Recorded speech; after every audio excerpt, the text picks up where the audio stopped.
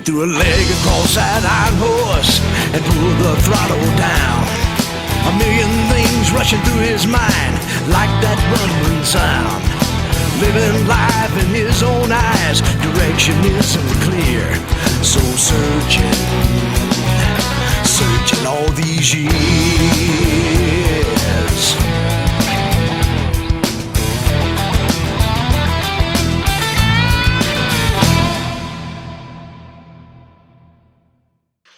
Hello, everyone. This is Pastor Ski of the Russian Wind Biker Church, and this is Answers from Mars Hill, weekly television show where hopefully we can talk about things of faith, things of Christianity, questions, disagreements, conflicts that people out there might have with this Christian faith. And I'm excited today. We're a couple weeks past Easter. And, we're kind of moving forward, and we're still dealing with this worldwide crisis right now with the coronavirus pandemic. And, as time goes by and the more I think about it, listening to what's happening everywhere, I really see this being something that God is allowing for a certain purpose in this time of history. And if you have any thoughts on that or questions on that, why don't you email me? Emails at the end of the show. But I really see God allowing this for just people to start to understand that they need to reach out to something bigger than themselves. There's nothing that can keep us safe from this. We've all had to hibernate, do our social distancing in this 6-foot space now. We have to keep between people and wearing masks and businesses closing and all this craziness that's going on.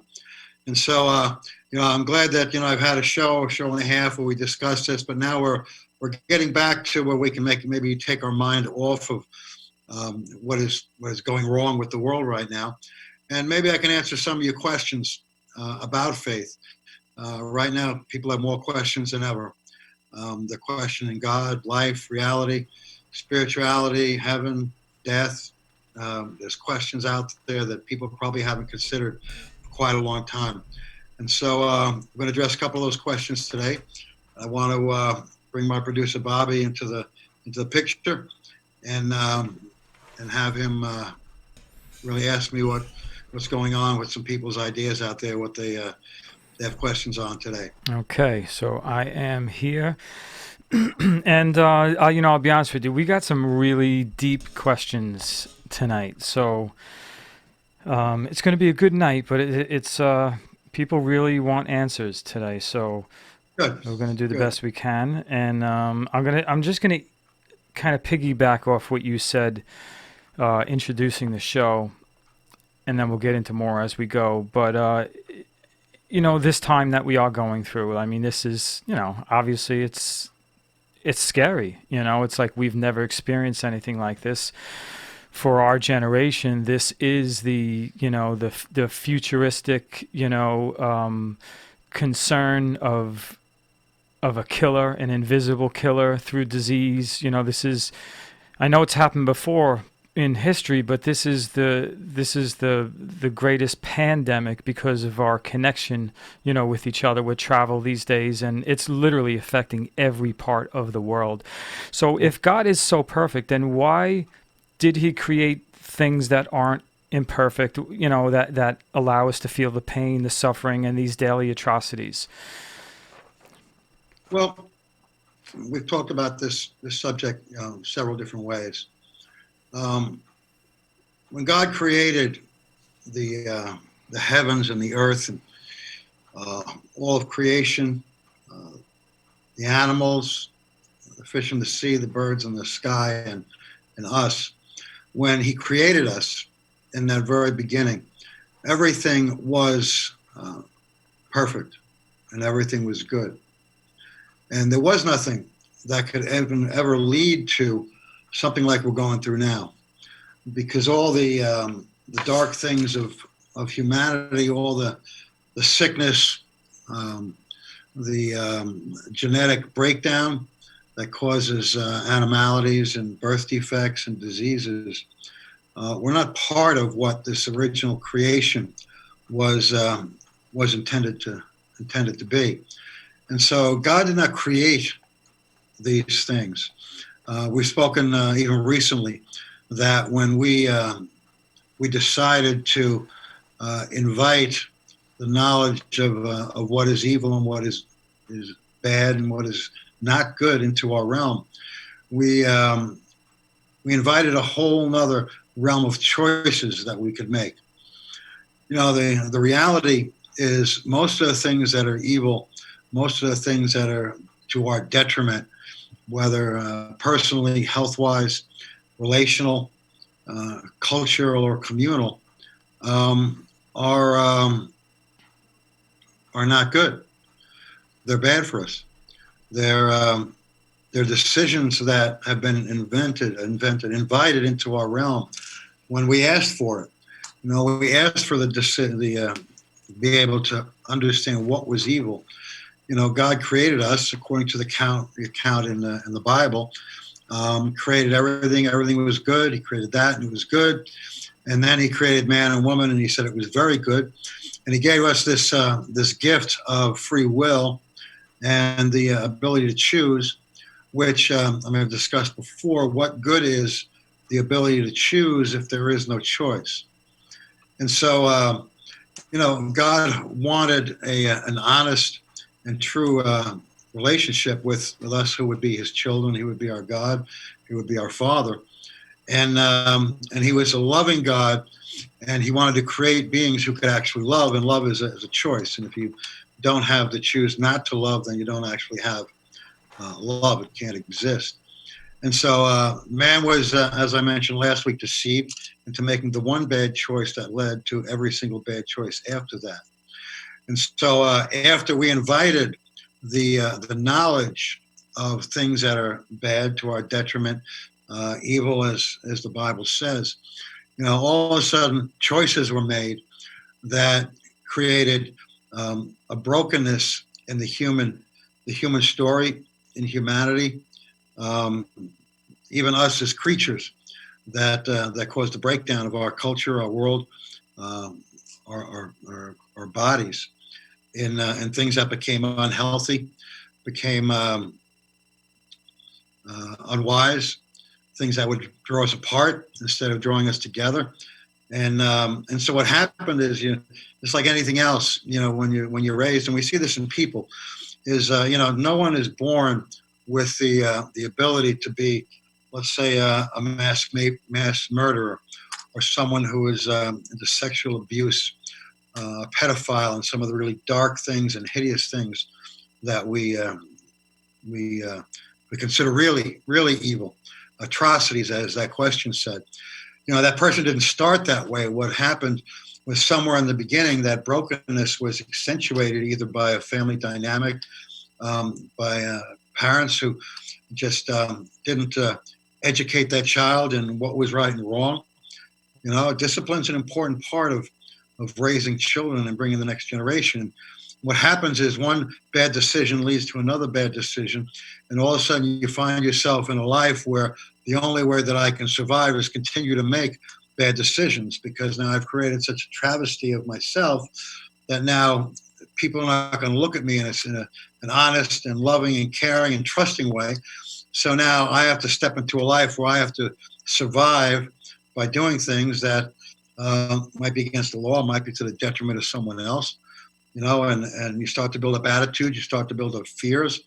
And so, you know, eventually people get so evil, and it's such ingrained in them that they become people who can create and actually do these things we call atrocities, and all these things that are really, really evil, you know.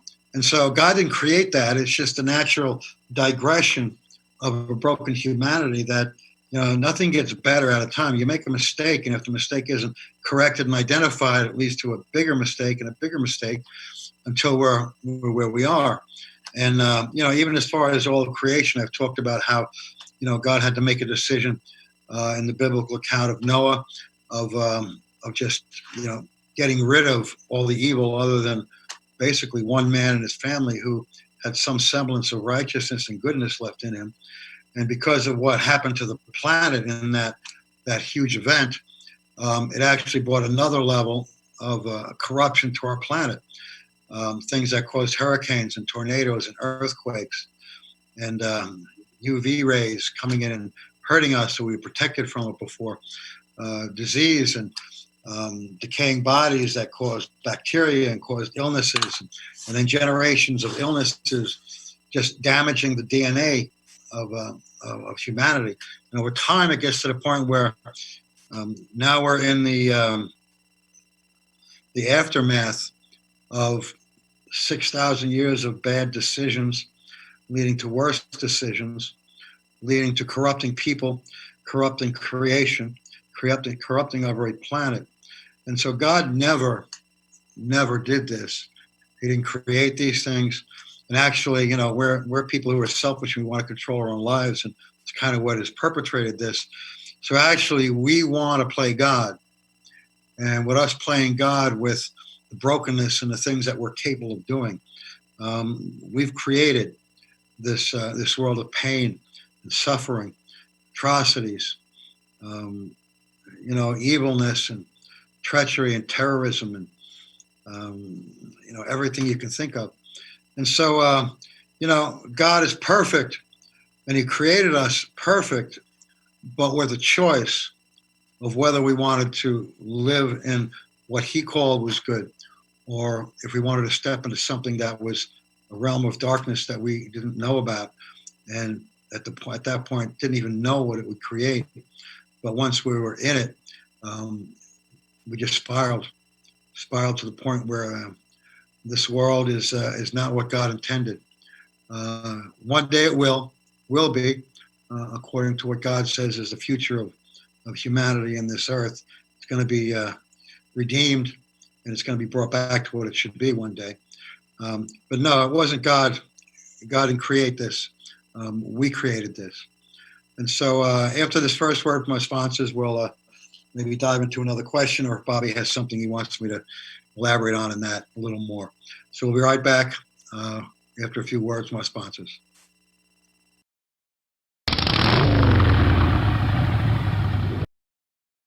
Hey everybody, this is Motorcycle Mike, the personal injury lawyer.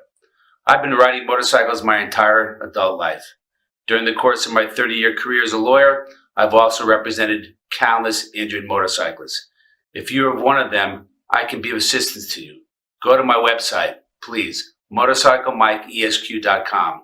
I'll always be there for you. I'm on your side when you ride.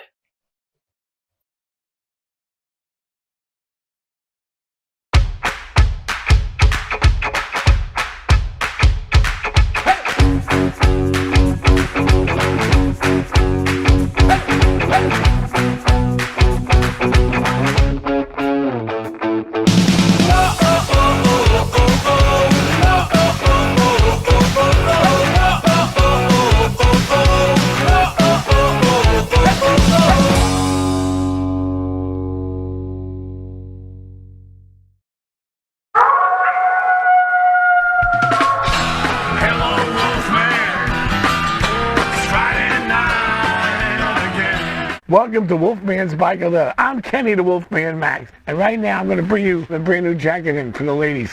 An embroidered jacket that just hasn't been out yet. This is the first time. The Flying Angel and the ever popular Brando jacket. It's been around for 100 years and will be around for 100 more. I've got hundreds and hundreds in stock. Don't forget our large selection of sunglasses. I've got all types of jewelry, ladies biker jewelry, silver, rings, hundreds of men's rings. We've got it all. Everything is here, right here. Wolfman's Bike of Leather, 335 Smithtown Boulevard in Ronkonkoma. My phone number is 631-578-7877. 631-578-7877. Friday night again.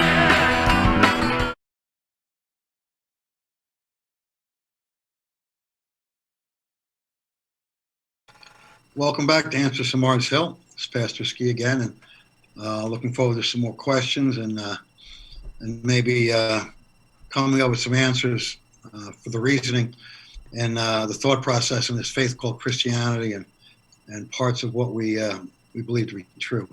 So I'll bring my producer Bobby back in and see what the next question is from our viewers. All right. Okay. All right. So this is a really good question because I've heard this so many times from people in conversations or, on in television. Yeah. But religion in general is just a crutch for weak-minded people that need to believe in God. I've heard that term, a crutch, the crutch, something to lean on. I've heard this question many times in my life. So what do you say to that? Is it a crutch? Do we just need it just for that extra backing and support? Well, kind of continuing on what I said before, we live in a broken humanity. Every one of us has got brokenness, has got stuff. I mean, the best of us, the ones that think we have it all together, we know the dark things that go through our mind, and and sometimes we can keep that hidden. And there are people who think they got life, but they can't. They never feel satisfied. They keep striving and striving. And really, the word crutch is kind of an interesting term because when you have a broken leg, a crutch kind of comes in handy. Mm-hmm. Don't you think? That's exactly the visual I get. I get the visual of leaning on that crutch being what I need, the support, the belief to get me through it. That's what that visual. That's why that word crutch really it's very powerful. Yeah, religion, and kind of to talk about the difference between this faith in Jesus and religion in general. I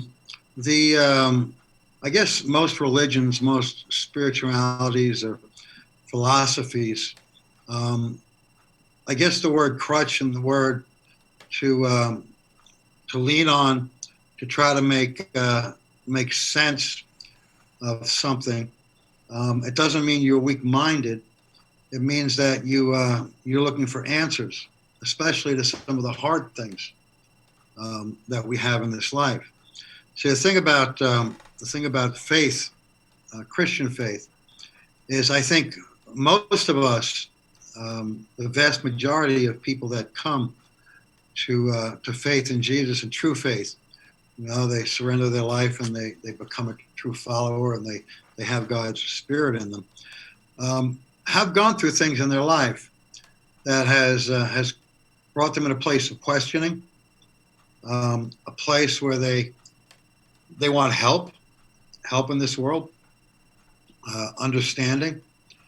And so I think the difference between this particular faith, because we believe it's a relationship, is I think in the beginning when people come, especially really broken people, and I was kind of one of those people. My mother was a really, really broken, messed up woman on psych meds and had all kinds of traumas that this life has put on us. Is after a while, as you lean on, Jesus says, if you want to call this a crutch, if you want to call faith in God through the Christian perspective a crutch, God comes alongside you. Jesus comes alongside you in very much the same way that you would talk about a crutch, or you would talk about a sling on your arm, and assists us and helps us to get healthy and walk healthy. And so there's a period of time that we start to lean less on the crutch, less on Jesus, and more become the strength that he's given us. And then what happens is something that has become a crutch has actually become something that's now part of us, that now we can come alongside other people. And if you want to call them being their crutch, being their mentor, I think we're called to make disciples of people. And what that is coming alongside them, assisting them, walking with them as they're trying to become more positive, more victorious, more understanding, and place more of themselves in this faith and stand in their own strength, that we become part of what you would think of as maybe the crutch. And like I said, someone who's got a broken leg, crutch comes in handy sometimes, and eventually you use it less, and eventually you might go to a walker, you might go to a cane, and then you eventually, having full strength, you tend to put all those things aside and walk stronger, and that's really the experience of true Christianity. Is yes, we come and we're broken, and we're a mess, and most people out there that don't have this faith, they're a mess, but they're just not kind of admitting they're a mess, because they're doing a lot of things with their lives, making decisions, and even sitting in darkness and letting this stuff go through their head and mess them up. There's nothing wrong with it. The stupid thing is not to pick up a crutch when you have a broken leg. Mm-hmm. Every one of us has brokenness inside of us. Everyone has idiosyncrasies that have happened through maybe emotional turmoil, relational turmoil. Maybe we've faced major fears, life and death experiences. Maybe we've had loss in our life of people we care about. And maybe we have anger issues, and we haven't been treated fair in this life. And so every one of us has got something that, if you want to call it a crutch, I think it comes in handy at times. Yeah. And so weak-minded people, I think people who think they are so strong-minded that they have a control of their life and they have a grasp of everything that's going on, are living in, they think people of faith live in a false reality. Well, people that think they have their act all together and they control their life, that's the most dangerous false reality anyone could ever be in. And so someone that very condescendingly says religion is a crutch, I imagine in a lot of senses that's a pretty true statement. But then look past that statement into the purpose of the crutch, what that actual vehicle you're leaning on is giving you. Is it something that's a crutch forever? There's certain spiritualities, there's certain philosophies that you're forever limping, and the crutch is holding you up straight. That's not Christianity. With faith in Jesus Christ, true faith, you become strong, and you start to walk in a life that's victorious, and you start to actually not battle the things that have gotten us broken, the darkness, the fear, the depression, the anxiety. If you truly step into this, there's a season that you lean on Jesus. I mean, we always lean on Jesus, but sometimes there's people around us, as a pastor and a leader, and we have people in our church that people come in broken, and we come alongside them. We're kind of their third leg, as so to speak, to help them walk, to help them grow, to help them pick up their faith and walk on their own. And so, we're all weak-minded. Anybody that thinks they're not weak-minded, they're pretty they're deceiving themselves. And a long time ago, I gave up trying to convince people I had my act together, and the professions I had, and what I did as far as being a salesman and a leader and a performer in the money industry.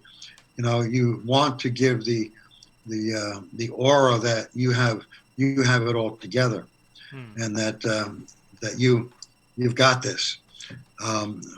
But number one, in the depths of your heart, that what goes through your mind, and it's all a facade.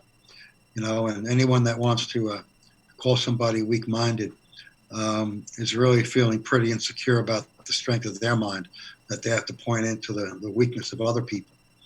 And so, Christianity, obviously, I believe the best answer for what ails us, for the brokenness, for the darkness of despair. I just don't see, and I've checked out all the options, and that's why this is my faith that I have stepped into after much investigating and soul searching and truth searching. that I needed a crutch. Hmm. You know, and there are times right now, you know, I still need a crutch. And so I'm glad Jesus is there to be the one that I can lean on, the one that can carry me through the hard things of this life. And so, weak-minded people, I think that encompasses virtually everyone. If you're really honest with yourself, you know, you can fool other people, but you can't fool yourself, and for sure you can't fool God. So I hope that answers that question, Bobby. Yes, it does. And I just want to, I mean, I agree with you. You know, from my perspective, you know, I'm a businessman. I'm running a business, and I need people to look at me and say, like you said, wow, that guy's got his stuff together. He's really doing it. I want to do business with him, you know? So I try to portray that. But there are parts of me, you know, that I'm going through that people don't see that. And, you know, in one way, you want to be honest and let everybody know the real you and what your struggles are. But when you're behind that business aspect, you're afraid to put that out there, you know. So I agree. Even some of the most successful people that are making so much money, entertaining, whatever they're doing, and they're miserable. They're miserable home, you know. And most of them, you look at their lives and you see, why are they burying themselves with other women and drinking and partying and drugs? And you know, they're trying to get happiness and get contentment and other things. It only shows that they're as broken as anyone else. So anyway, after this next, if there's more you have on that after this next commercial, maybe Bob, we could discuss that a little more before moving on. Okay. So after word from my sponsors, we'll be right back, and maybe we'll address that question a little more.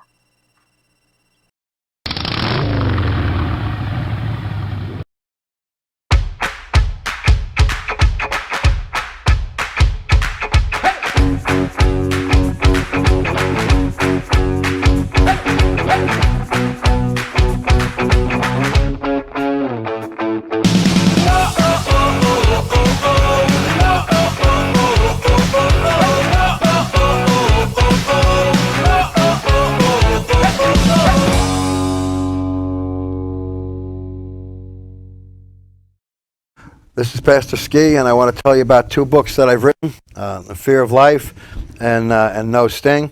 The Fear of Life is my journey of faith and how I lived in fear for close to 35 years and how God took me out of it. No Sting is about my battle with cancer and my victory through God over it. And if you're interested in any of these books, go to barnesandnoble.com, amazon.com, and also zulonpress.com. Go to the bookstore. And again, I want to thank you for your support.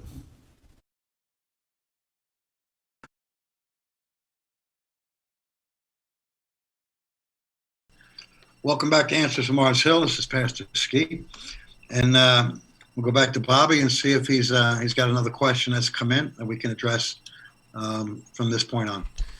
So, Bobby, what do you got? All right. So I hope you're ready for this one, because you need to be a scientist, a biologist, a geologist, everything. Okay. All right. Okay. So a viewer would like to know, how is it that the Bible explains the earth to be 6,000, 8,000 years old when we know that dinosaur bones are at least 65 million years old?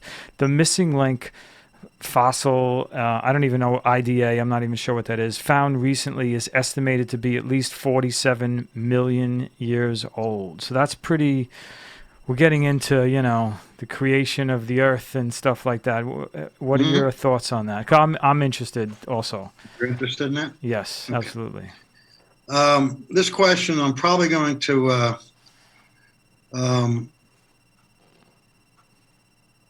see the way I see this question. You know, when you pick up the Bible, and I'll deal with Ida in a minute because I'm familiar with Ida. Christians, people who believe in this faith, they hold on to certain things as if this isn't true, then it questions whether God can exist. One of those things is the 7-day creation. And the Bible says that man is man is about 6,000 years. It's the history of man. If you want to take the creation experience as 7 literal 24-hour days, then we're sitting probably about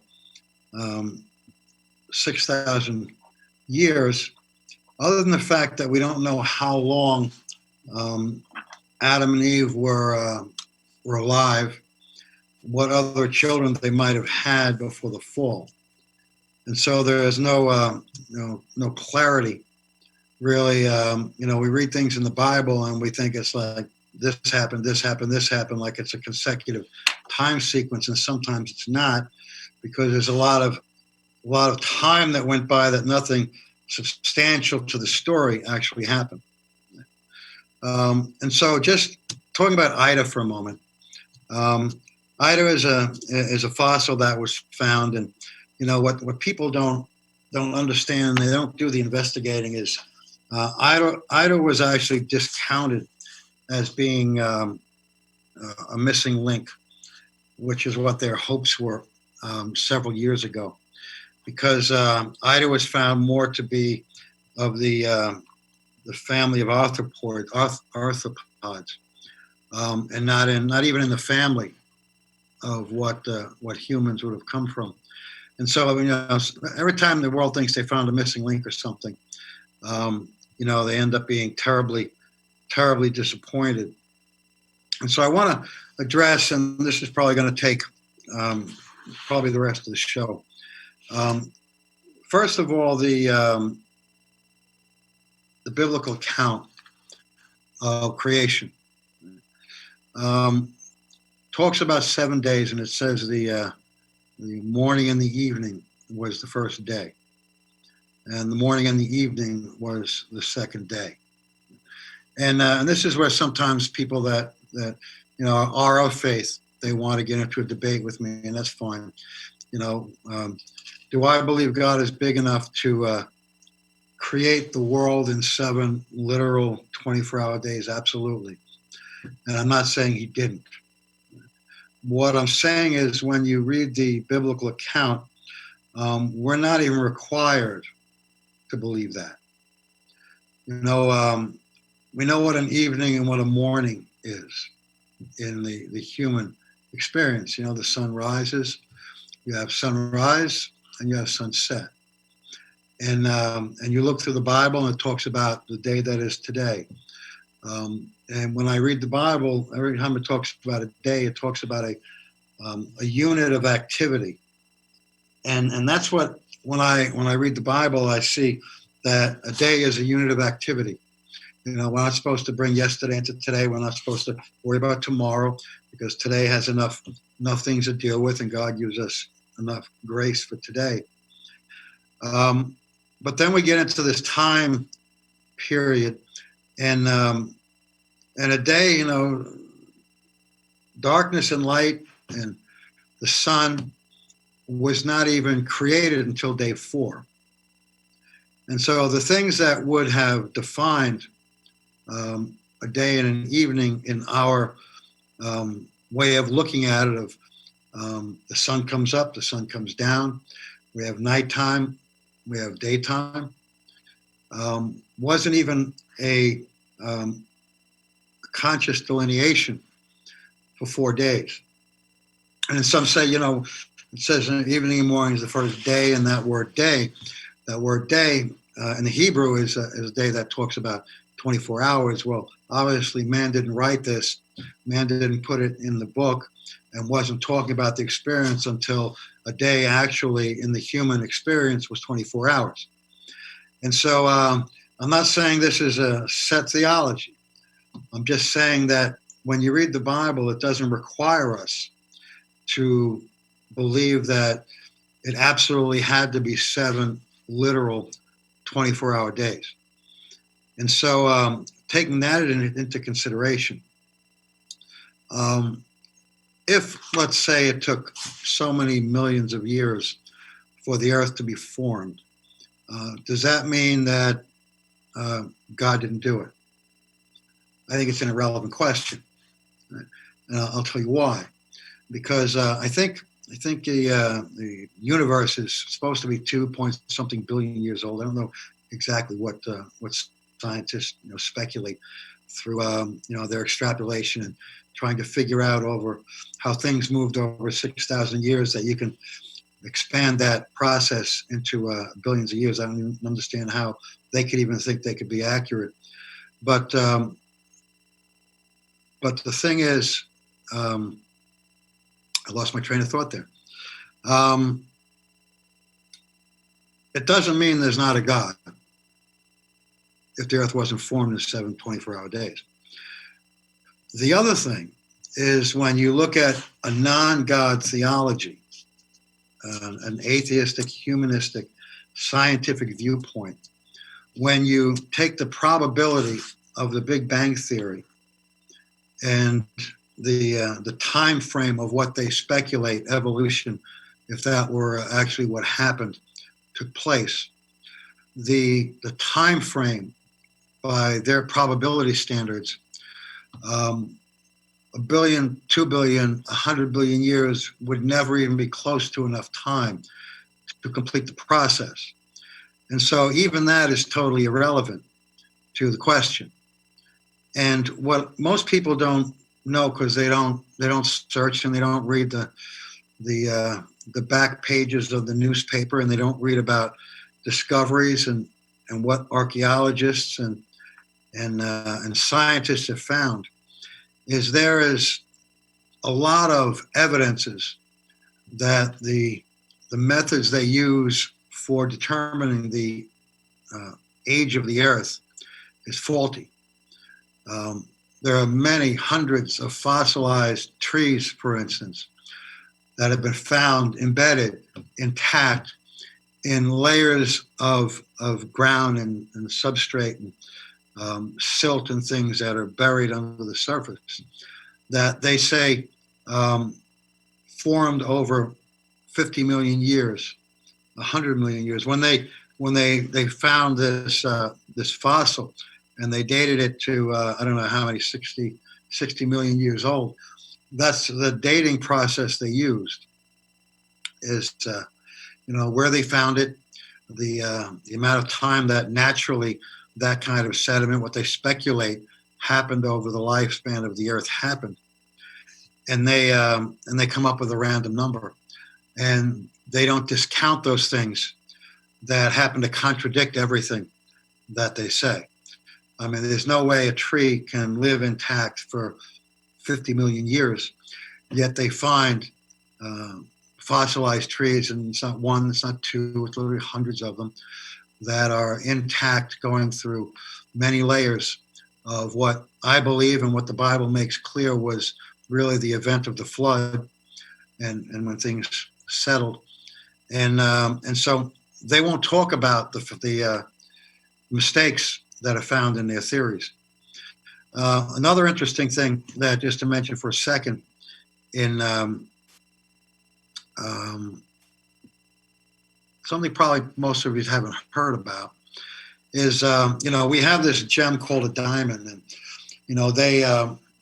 they know, with quotes, that it takes so many thousands and millions of years of intense pressure on the core ingredients to form a diamond, that they can kind of guess how many years old that diamond would happen to be. And that's why diamonds tend to be precious, because they're so rare, and it's just millions of years of pressure. And so it's what created that diamond. And I guess about 3 or 4 years ago, there's a company in California who's one of the main investors, is Leonardo DiCaprio, that have scientifically been able to create a real, authentic diamond of the same quality and the same substance as a true diamond. 2 weeks. 2 weeks. And so we see that man can create a diamond that man says takes millions of years to create, through pressure and through natural forces. So if man can do this in 2 weeks, how long do you think it would take God to do it? And so, they're creating something that is defying the time the time experience of scientists, and but they say God couldn't do that. So I'll finish this question in our next segment after a couple of words from our sponsors.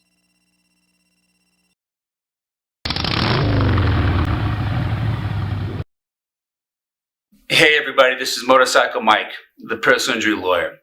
In addition to representing injured motorcyclists for over 30 years now, during that same time, I've represented countless car crash victims and construction workers injured on construction sites.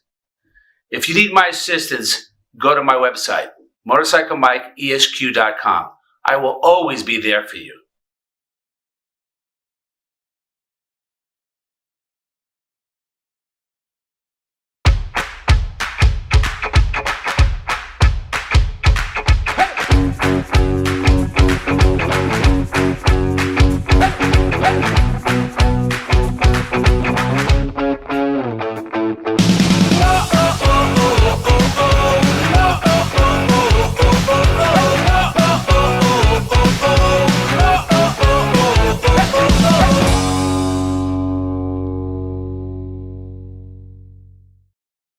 This is Pastor Ski, and I want to tell you about two books that I've written, The Fear of Life and No Sting. The Fear of Life is my journey of faith and how I lived in fear for close to 35 years and how God took me out of it. No Sting is about my battle with cancer and my victory through God over it. And if you're interested in any of these books, go to barnesandnoble.com, amazon.com, and also zulonpress.com. Go to the bookstore. And again, I want to thank you for your support.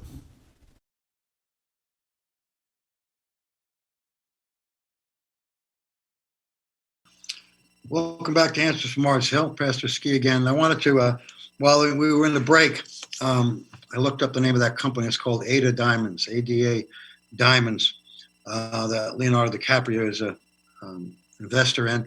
And apparently there's a couple other companies that are doing the same thing.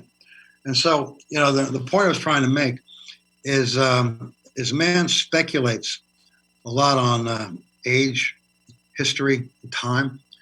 It's almost impossible through any kind of means to take the 6,000 years that we know of human history and then try to use the speed, the development of things that happened over a short amount of period of time and all of a sudden project back to what might have happened before, to the point where science actually doesn't say what might have happened.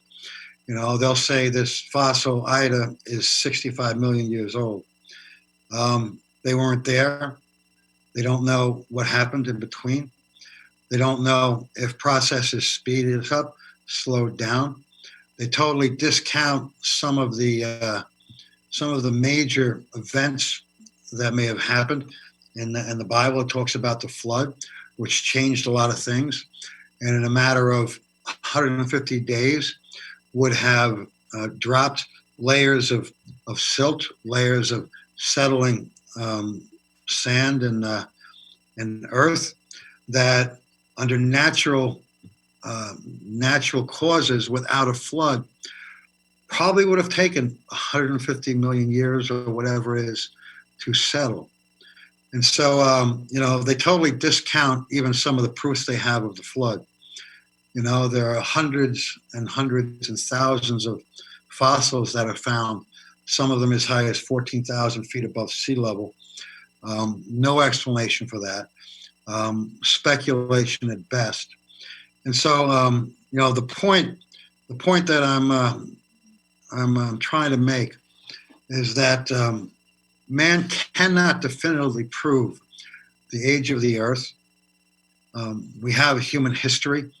Documented human history really is about the same in secular historic evidences, as well as, as far as documentation.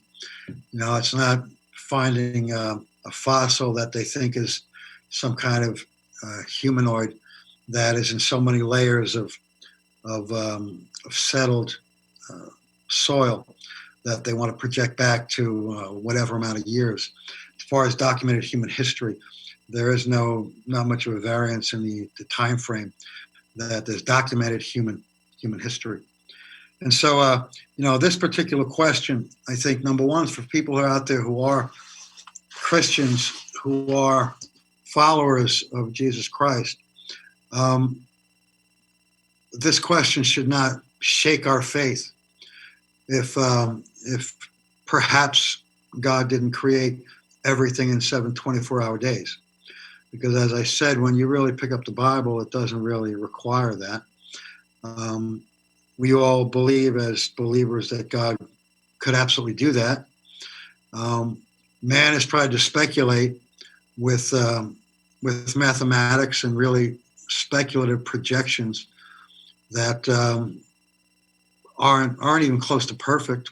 Carbon dating has been kind of disproven a long time ago at the accuracy of it, and so as we deal with this question about the Earth being 6,000 to 8,000 years old, if you take the Bible as someone who reads it, and I'm not saying they're wrong, and sees when they read it that it was 7 24-hour days, then I believe God could have created the world in 7 24-hour days.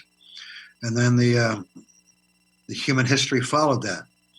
But I also look at it and I say, okay, when I read this, I don't see that definitive of an absolute that my faith is going to be shaken if perhaps it was a longer time frame, because it's really irrelevant.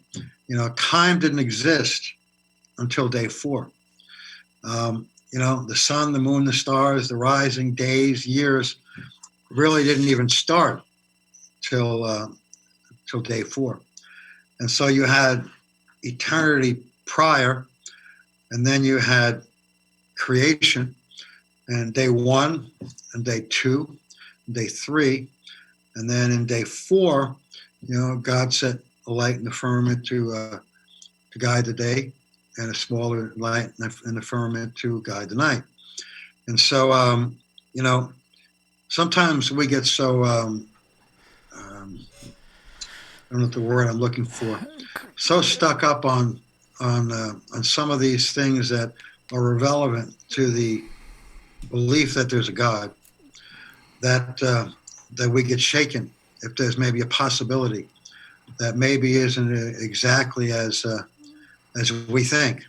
Pastor, Because, could I interject just for a quick second? You were talking about, we were talking about time, 7 24-hour days. I mean, could we as human beings, God transcends space and time. Our time is not the same as God's time.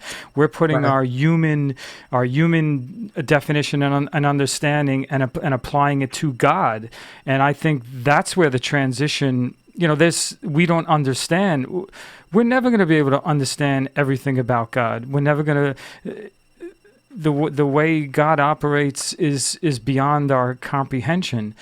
And I just think that we don't really understand God's time. It's different than ours. It's what could be eternal. Our lifetime. No. in is a speck. No, In absolutely. the grand scheme of things. I think where it gets into a conflicting kind of thought is, even though time didn't exist until day 4. Day 1, 2, and 3 still says the morning and the evening were the first day, and the morning and the evening were the second day, or the evening and the morning. I think they actually say it backwards or forward. I don't know. Anyway, but the thing is, man documented the words that are in the Bible, and so all we know out of the human experience is a day is 24 hours. The day is when the sun comes up, and the day is when the sun goes down. And the thing is, when I read through the scriptures, the whole delineation of a day is a period of time of activity between today and tomorrow, and then there's night, and then there's rest. Now we have 24-hour lights, everything up in 24 hours. So, there is no delineation really of even days blend into each other. people working midnight shifts and that.